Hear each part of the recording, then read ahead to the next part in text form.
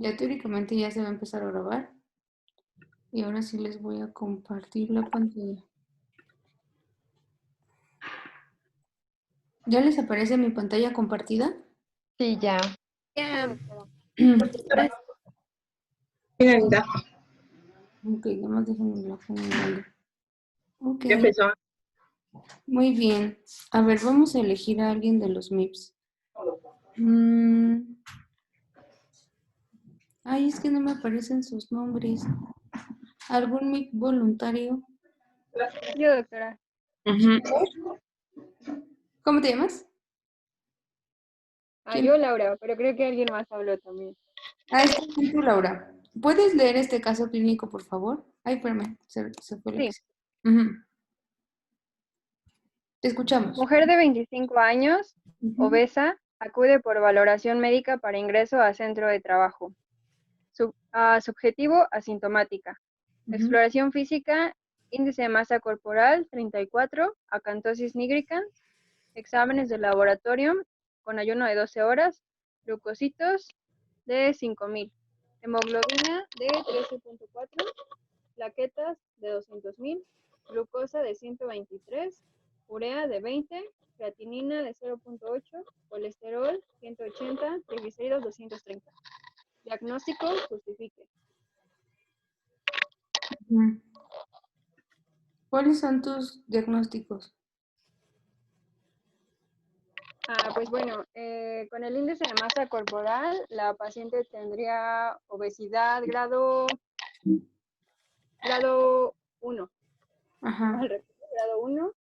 De acuerdo a los laboratorios, tiene prediabetes, ajá, colesterol también está, no, colesterol está bien, y triglicéridos pues están súper elevados. ajá. Entonces yo, bueno, el primer diagnóstico sería obesidad grado 2. Ujú.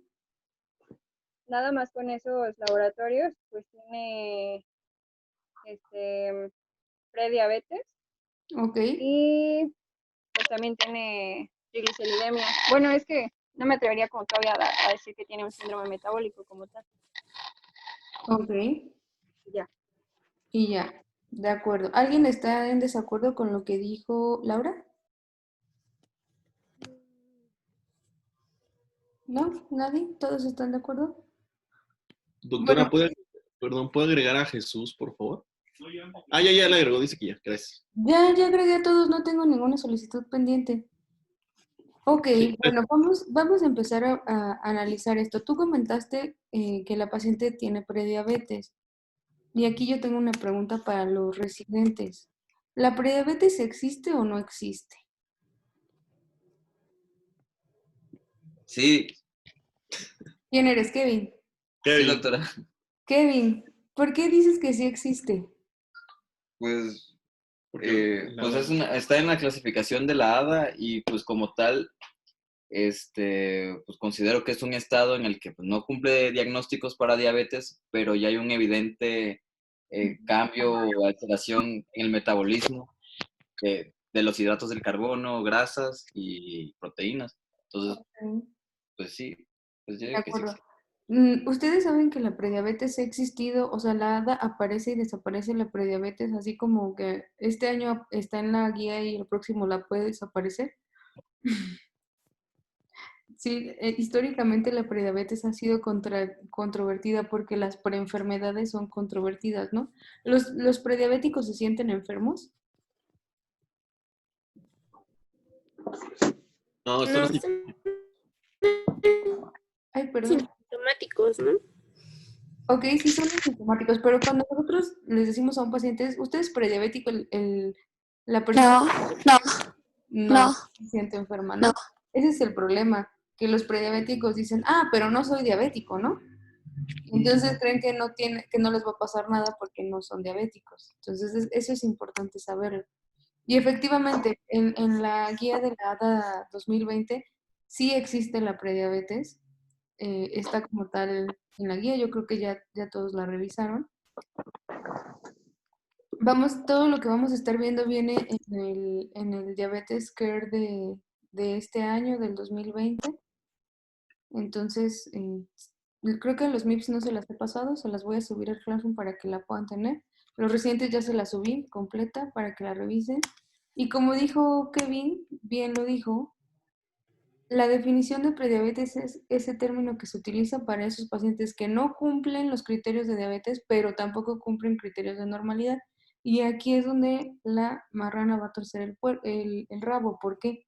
Porque se tienen que aprender los criterios de normalidad, de prediabetes y de diabetes. Todos se los tienen que aprender porque los confunden. Y se los digo porque los residentes del año pasado en el examen de diabetes tuvieron malos criterios diagnósticos. Entonces, esta clase pareciera tonta, absurda, fácil, pero no lo es tanto porque aún así confunden los términos y confunden los valores. Por eso es importante que pongan mucha atención y se vayan aprendiendo de uno por uno para que no se los confundan, porque al rato todos los traen revueltos, ¿de acuerdo?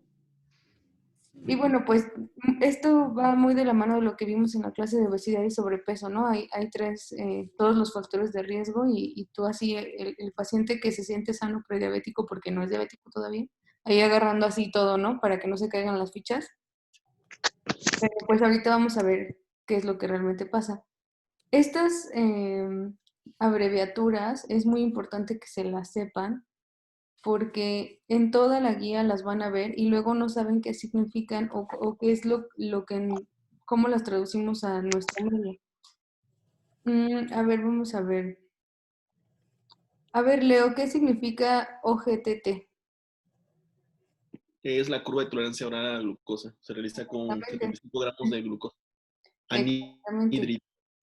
Perfecto. Entonces, siempre que vean OGTT, que ellos le llaman test de tolerancia a la glucosa, es lo que nosotros conocemos como curva de tolerancia. A ver, Adri, ¿qué es la FPG? Es la glucosa en ayuno. Exactamente. Entonces, siempre que veamos eso es glucosa en ayuno. ¿Quién más está en los resis? Creo que vi por ahí a Iván. Iván, ¿qué es la 2-HPG? Es la glucosa postprandial 2 horas después. Exactamente. ¿Quién más está de los resis? No alcanzo a ver. Ah, pues tú, Kevin, tú estabas. Es la glucosa al azar, ¿no? ¿La IGT? ¿Sí, no? ¿Sí, no? No. No. Pues, ese sí. No reconozco el término en inglés, doctora. Ok. Es lo que nosotros conocemos como intolerancia a la glucosa. Ok. ¿De acuerdo? Sí, ¿Quién doctora. anda por ahí? ¿Jesús? Jesús, sí, está en su cuarto. Jesús, ¿qué es IFG? Es la glucosa alterada en ayuno. Exactamente. ¿Ya todos tienen bien claros estos términos? ¿Sí? Bueno, espero que Sí, sí, porque doctora. de aquí en adelante van a tener que mencionarlos tal cual, ¿eh? Bueno, y entonces la prediabetes, según la guía, puede ser cualquiera de estas tres cosas que tengas, o estos dos tipos están bien reconocidos, tanto la intolerancia a la glucosa como la glucosa alterada en ayuno. Yo creo que eso es algo que se han escuchado, se han manejado.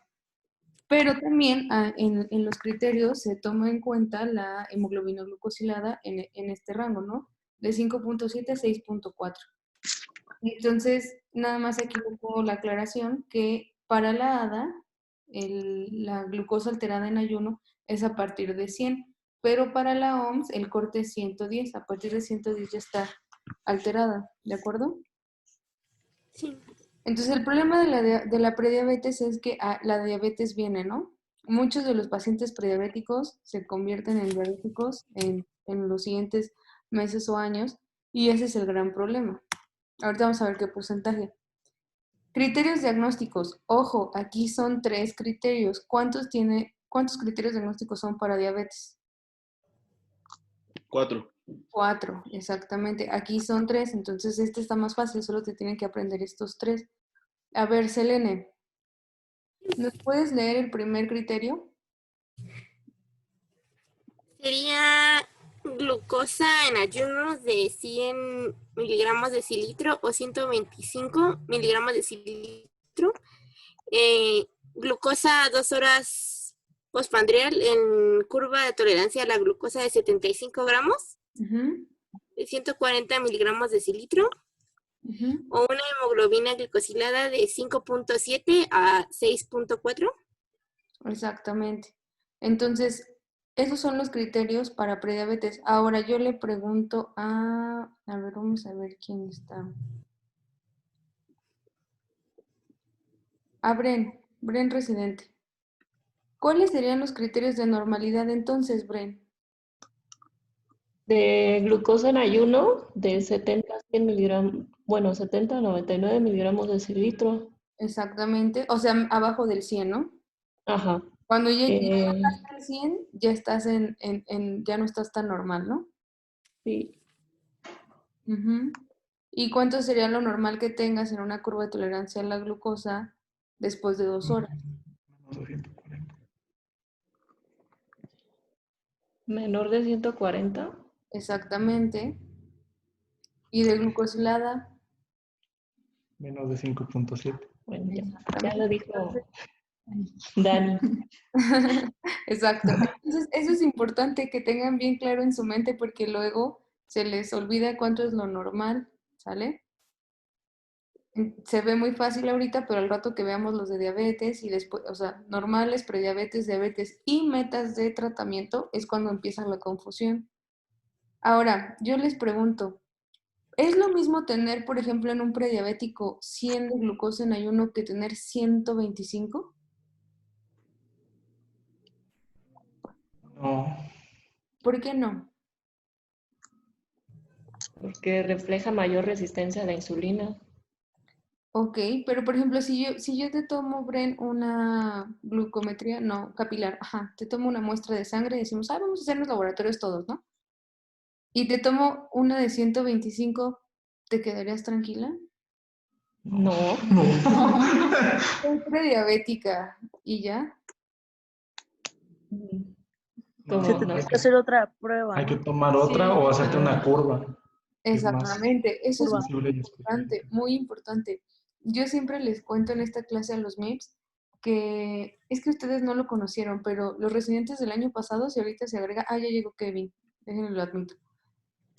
Kevin seguramente se acordará que el año pasado, en el Congreso de Medicina Interna que fue en Acapulco, nos pusieron el sensor de glucosa que te mide la glucosa todo el día. Entonces tú nada más escaneas tus cifras de glucosa y ves cuánto tienes. Esa glucosa es intersticial, ojo, no es sérica, pero eso me sirvió para darme mucho cuenta de cómo la glucosa es bien variable. Entonces hagan de cuenta que cuando uno despierta y se toma la glucosa en ese momento, nos andaba como en 60 o 70 de glucosa, pero solo el hecho de pararme de la cama, la glucosa ya andaba en 80, 90, ¿no? Entonces, la glucosa es algo muy variable, muy, muy variable. Por eso es que no es tan, mm, pues, o sea, puede ser muy variable. Tal vez hoy salí en 125, pero a lo mejor si mañana le repetimos abren la glucosa, sale en 100 o a lo mejor sale en 150, ¿no? Entonces, eso sí hay que tomarlo en cuenta, que es una variable que tiene mucho rango de variabilidad, ¿de acuerdo? Ahora, Doctora, ¿qué pasó? Ya y llegaste. una, y una galleta de bombón puede elevarlo hasta 180. 150, Kevin. Es que les estaba justo contando que ellos no vieron mi sensor de glucosa, pero ustedes sí, ¿verdad? Sí, Entonces, aquí sí, lo tengo, te los muestro. a ver, ¿dónde estás? No te veo. ¿Se Ah, ve? ya lo tienes ahí, el freestyle libre. Ujú. Exactamente, ese sensor es el que te hace conocer bien cómo te sube la glucosa. Entonces, Bueno, ¿qué es lo importante de esto? No es lo mismo el prediabético que anda casi en lo normal que el prediabético que ya se anda acercando a la diabetes, ¿no?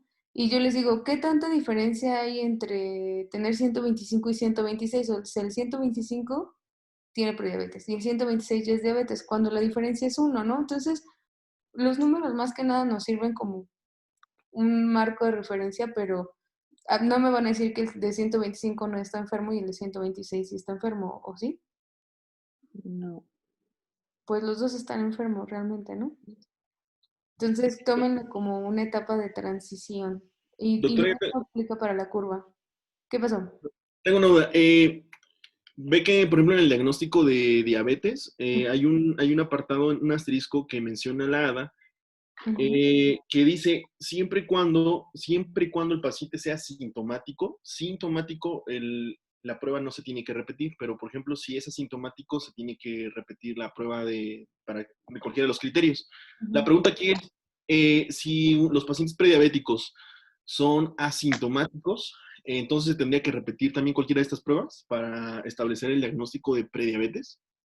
Lo que dice la guía, así tal cual, es que yo creo que apela al error de laboratorio que pudiera ocurrir, es que se puede repetir la medición, no como tal la prueba. Por ejemplo, si tú te tomas, la glucosa que le tomamos a Bren sale en 130 y dice Bren, no inventen, a ver, repitan la medición sobre la misma muestra y ya sale en 100, pues dijimos, no, pues no estaba tan alta, ¿no? O a lo mejor sobre la misma muestra y vuelve a salir en 130, ya se cuenta como dos mediciones diferentes, aunque sea la misma muestra. Gracias. Y si te vuelve a salir igual, pues sí podría entrar como criterio diagnóstico. Ahorita vamos a ver los de diabetes. Aquí en prediabetes no te pide que lo repitas. Si se fijan, el asterisco que dice, solo dice que para los tres, porque todos tienen asterisco, ¿no? Y ojo, ¿cuántos criterios de estos tiene que cumplir para diagnosticar prediabetes?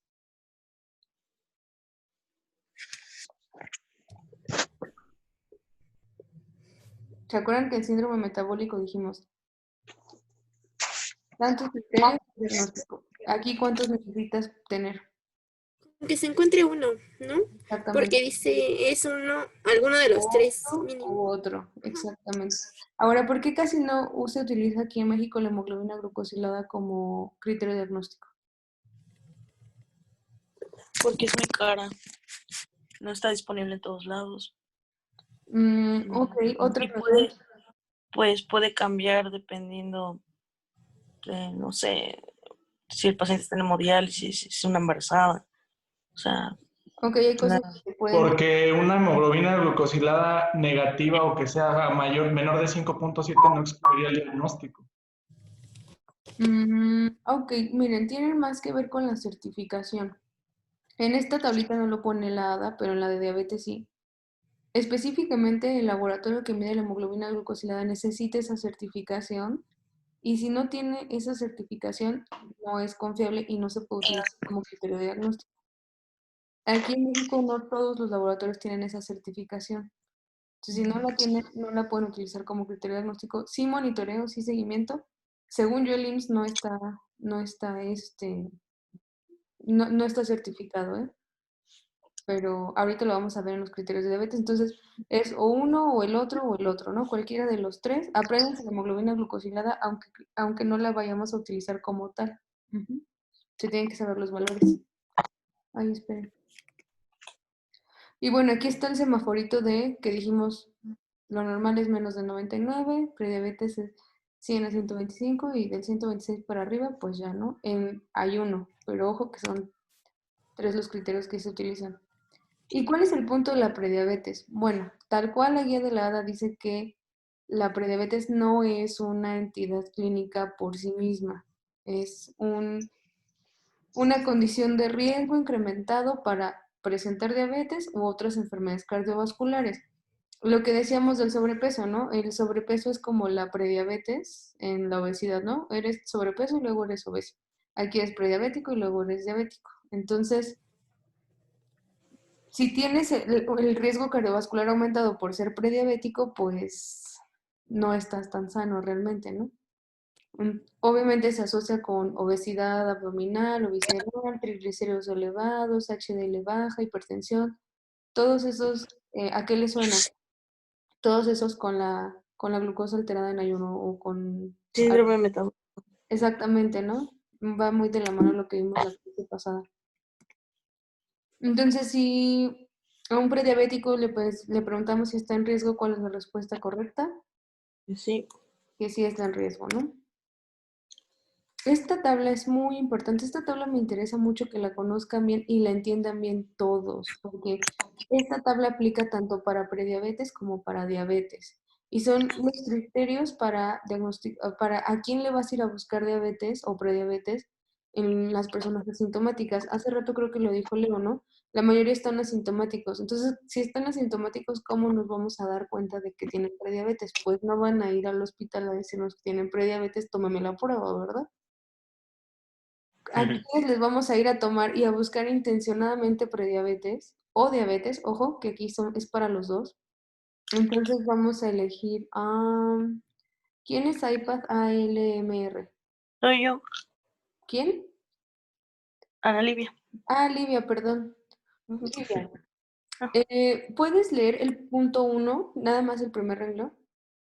Las pruebas será considerada en el sobrepeso u obesos, con un índice de masa corporal mayor o igual a 25 kilogramos por metro cuadrado o mayor o igual a 23 kilogramos por metro cuadrado en asiáticos. Adultos quienes tengan una o más de los siguientes factores de riesgo. Ok, Ya viene más. sigamos. Entonces, el primer punto te dice que tenga obesidad o sobrepeso y que tenga alguno de los siguientes. Entonces, a ver, Alejandra Gabilondo, dinos el primero. No le escucho. Primer rango relativo para con diabetes. Un familiar en Familiar primer de primer grado grado. con diabetes. ¿Vale? Si alguno de ustedes tiene un familiar en primer grado o algún paciente llega y tiene sobrepeso y un familiar en primer grado con diabetes, ya se ganó su prueba, ¿no? Después, Ana Isabel Cruz, el segundo. La etnicidad o la raza, que sea, bueno, no latino, nativo, asiático.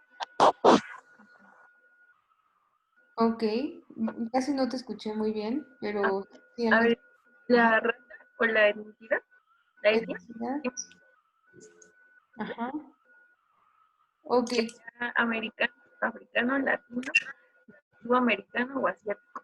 Exactamente. Yo creo que aquí la mayoría somos latinos, ¿no? ¿Cierto? Sí. Entonces, si tenemos un paciente con sobrepeso y es latino, como casi todos aquí somos latinos, pues también ya se ganó su prueba, ¿no? Sigue David Gamboa, la que sigue.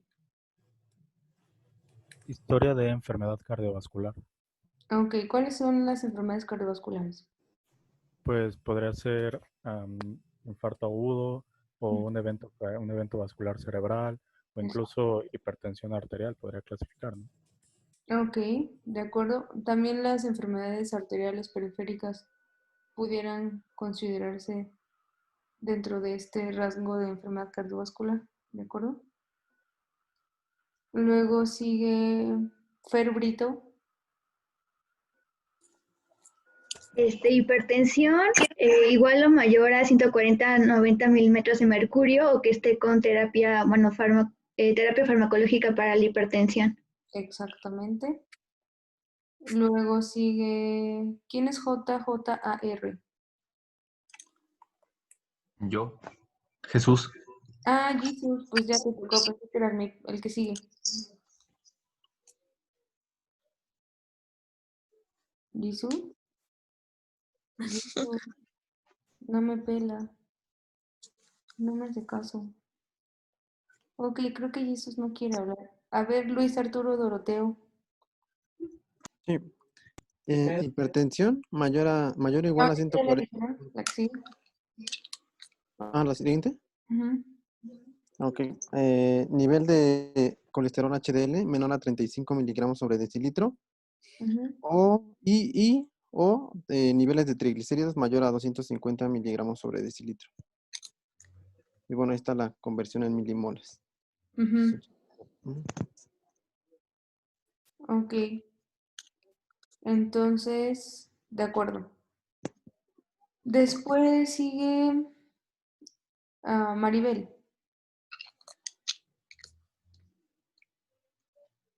Maribel, no me escucha. Magali, La siguiente es mujer con síndrome de ovario poliquístico. exactamente. Eso se los ponen muy seguido a los MIPS en los exámenes. Les ponen a una paciente como la que vimos en el caso clínico y les preguntan ¿qué enfermedad podría buscarle a esta persona? Y generalmente les ponen ahí el síndrome de ovario poliquístico. Entonces, si alguien tiene ovario poliquístico y sobrepeso u obesidad, también se ganó su prueba. Melissa Díaz. Fuiste tú, ¿verdad? Jocelyn. Inactividad física. Ivania Díaz.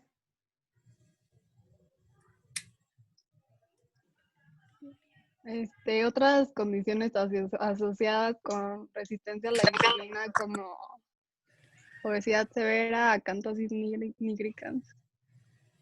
¿Nuestra paciente tenía acantosis nigricans? Sí. Sí, ¿verdad? O sea, en esa paciente que estábamos viendo, ¿se hubiera ganado su prueba? Sí. Sí se lo hubiera ganado, ¿no? Porque tenía varias cosas. ¿Qué tenía? Para que le hubiéramos hecho la prueba. Índice de masa corporal de 34. Hipertrigliceridemia también.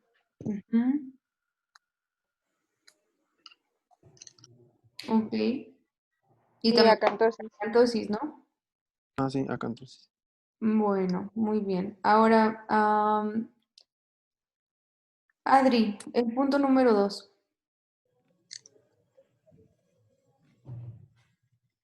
Los pacientes con prediabetes con hemoglobina glicosilada mayor o igual a 5.7, glucosa en ayuno y la curva de tolerancia deben ser testeados cada año.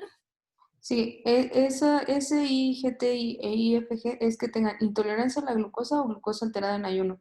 O sea, si cumples algún criterio de prediabetes, cualquiera de los tres, cada año te tendrían que hacer la prueba para ver si eres diabético. Eso es importante, apréndanselo. Todos los prediabéticos, cada año hay que hacerles la prueba. ¿De acuerdo? Bren, el punto número 3. Mujeres quienes fueron diagnosticadas con diabetes mellitus gestacional deberían de realizarse la prueba cada 3 años. De por vida. Y ojo, de por de vida. por vida, ¿eh? De por vida cada 3 años. También ese punto es importante que lo sepan, porque luego a los ginecólogos se les olvida, no nos las mandan, y por ahí andan las pobres señoras siendo diabéticas y no se dan cuenta, ¿sale? Lalo, el punto número 4. No sirve su audio, doctora. De Lalo, ¿no? ¿Quién habló? Tú, Livia, entonces. Para todos los pacientes, la prueba debe empezarse a partir de los 45 años. Exacto. Si llegaste a los 45, solo por haber llegado a la meta de los 45, te haces la prueba. Y ahí pueden pasar dos cosas. O eres prediabético, o eres normal, o eres diabético, ¿no? Si eres normal, ahorita vamos a ver cuándo se repite la prueba. Si eres prediabético, ¿cuándo te la tendrían que volver a hacer? Cada año. Exactamente. Ahora va Iván, el punto número 5.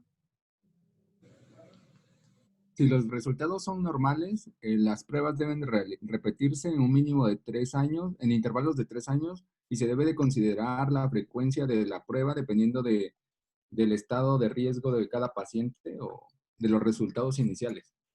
Exactamente. Entonces, ahí está padre, porque si le tomamos la prueba, por ejemplo, habíamos dicho a Bren, ¿no? Si Bren sale normal, ¿cuándo le repetiríamos la prueba entonces?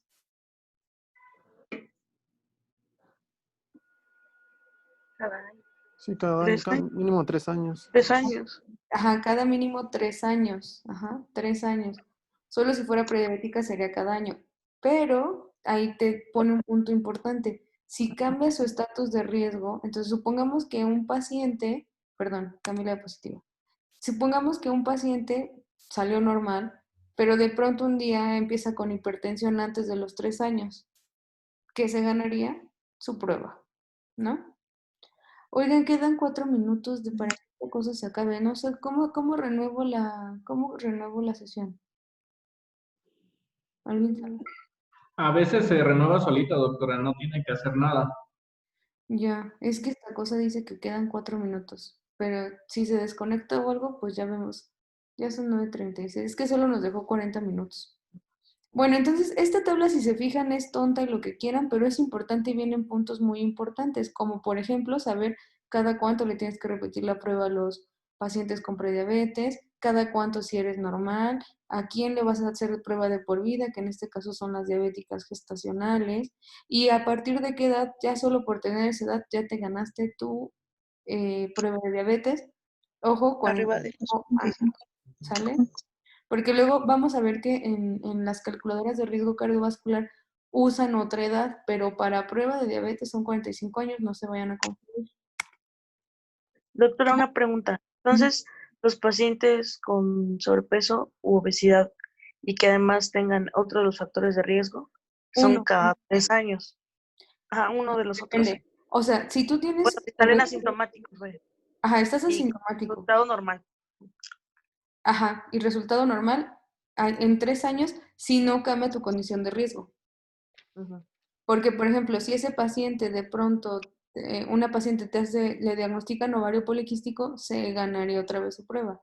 O si de pronto ese paciente dices, ah, bueno, le toca su estudio en 3 años, pero un día te llega con los triglicéridos en 300, se ganó otra vez su prueba. Por eso aquí te lo deja muy abierto. Al mínimo cada 3 años, pero si cambia su condición de riesgo, se lo repites. ¿Sí les quedó claro eso a todos? Sí, se repite en cuanto se identifica la condición de riesgo y posterior a esto ya se realizaría y sale normal otra vez cada 3 años. Exacto. Y si ahí cuando te haces tus 300 de triglicéridos cumple criterios de prediabetes, sería cada año. Ok. Y si no te cumple ningún criterio o llega antes a los 45 años, pues se lo vuelve a ganar, ¿no? Y así. Sí, o sea, hay como muchas opciones. Y ya cuando uno lo vive en la vida real, vas viendo como que, creo que le vuelve a tocar, ¿no? Pero bueno, entonces aquí solo tienes 2 caminos cuando eres prediabético. Irte a la prediabetes y caminar a la diabetes o intentar regresar e irte a la normalidad. Porque recuerden que muchas personas prediabéticas pueden regresar a la normalidad si cambian el estilo de vida, los factores de riesgo, etc. Queda un minuto, a ver si no se nos corta. Doctora, Mande. si se le sale, nada más usted en su pantalla principal de Zoom cree una nueva sesión, le va a dar un ID. Eso Ok. se lo manda al chat a los chicos que lo pongan en su Zoom y entran. Perfecto. Yo creo que sí va a pasar eso porque dice aquí que ya queda menos de un minuto. Nada más lo crea y le va a dar un ID que se lo manda al chat y que se metan todos. Perfecto. Yo creo que así le vamos a tener que hacer. ¿Y esta se guarda, Kevin? Y le puso guardar antes y Es que se está grabando. ¿Cómo le pongo grabar antes? es que es una opción que te pide antes de Pero sí se platicar. está grabando. Sí Sí, aparece. pero yo no le Bueno. pongo nada de guardar. Bueno, aquí Continúa. estoy diciendo menos de un minuto, entonces yo creo que no tarda en cortarla. Y bueno, pues ahora sí ya vamos a empezar a hablar un poco de diabetes. Vamos a retomar lo de prediabetes en el tratamiento cuando veamos los algoritmos de la ADA y de la Sociedad Europea de Diabetes, que ahí también mete algo de prediabetes y el tratamiento. La fisiopatología básicamente es casi la misma. Entonces, solo quería que les quedara bien claro los criterios diagnósticos de prediabetes, que no es una enfermedad como tal, pero que sí es una condición de riesgo, ¿va? Entonces, primera pregunta para los residentes. ¿Qué diablos es la diabetes? Intenten definirla.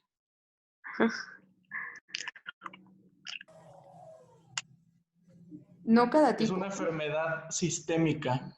Ajá. Caracterizada por una deficiencia en la producción de insulina o en su utilización. Ok, ahí va a tener... Dani.